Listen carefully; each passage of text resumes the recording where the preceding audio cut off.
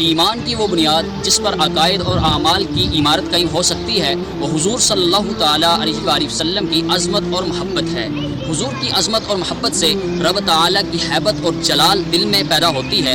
حضور علیہ السلام کی عظمت اور محبت سے قرآن کریم کا وقار ہے۔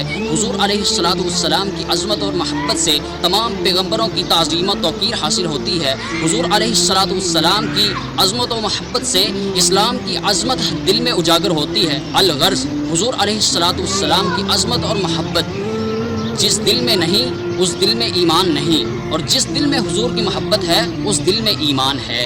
حضور علیہ السلام نے ایک مرتبہ ارشاد فرمایا، تم میں سے کوئی بھی اس وقت تک مومن نہیں ہو سکتا جب تک میں اسے اس کے ماں باپ، اولاد اور تمام لوگوں سے زیادہ پیارا نہ ہو جاؤں۔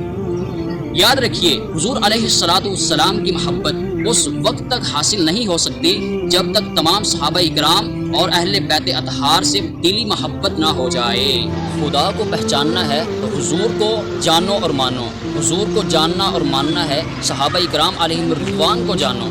یاد رکھیے، حضرت مفتی احمد یار خان نعیمی رحمۃ اللہ علیہ فرماتے ہیں کہ صحابہ اکرام علیہم الرضوان میں سے کسی ایک کا انکار کرنا سارے صحابہ کا انکار کرنا ہے۔ جس نے اہل بیت میں سے کسی ایک کا انکار کیا اس نے سارے اہل بیت اطہار کا انکار کیا۔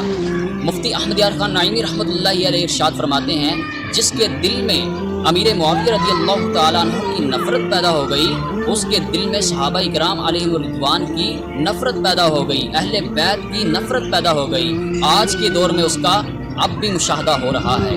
یاد رکھیے، جو حضرت امیر معاویہ رضی اللہ تعالیٰ عنہ کو لعن طعن کرتے ہیں، حضور علیہ السلام نے ارشاد فرمایا، جو امیر معاویہ رضی اللہ تعالیٰ عنہ کے بارے میں برا کہے وہ جہنم کے کتوں میں سے ایک کتا ہے۔ نبی کریم رؤوف الرحیم صلی اللہ تعالیٰ علیہ وآلہ وسلم نے ارشاد فرمایا کہ امیر معاویہ رضی اللہ تعالیٰ عنہ میرے صاحب اسرار میں سے ہیں، جنہوں نے ان سے محبت کی اللہ تبارک و تعالیٰ انہیں نجات عطا فرمائے گا، اور جنہوں نے ان سے بغض رکھا اللہ تبارک و تعالیٰ انہیں ہلاک فرمائے گا۔ اہل سنت کا ہے بیڑا پار، اصحاب حضور نجم ہے اور ناؤ ہے اطرت رسول اللہ کی۔